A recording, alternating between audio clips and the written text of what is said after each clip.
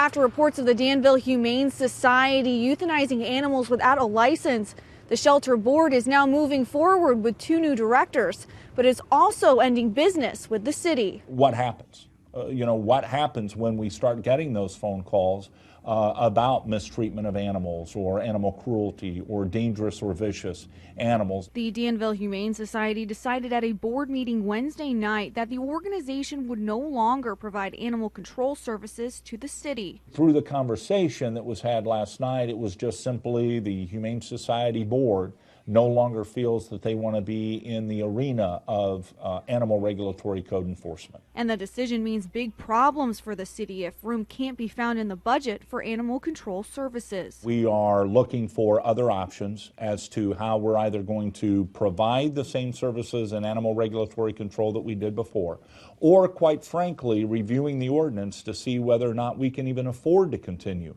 to provide animal regulations within the city. Earlier this week, word broke that the shelter and its director had been putting animals down without a proper license.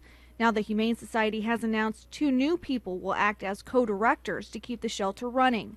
In a news release, the shelter explains 9 of the 11 board members have resigned in the last month, echoing a similar situation that occurred last summer when the majority of that board also resigned. Newly installed Humane Society President Steve Houghton says, "We are focusing on the humane care of the animals currently in our facility, and we are currently at our capacity to take proper care of them." Now, shelter officials say if you have animal control issues, you'll have to go to the police for now. The Humane Society reports it is working with other organizations like the ASPCA and the University of Illinois to help get the shelter back on track. In Danville, Heather Good, News Channel at 9 on Fox, Illinois.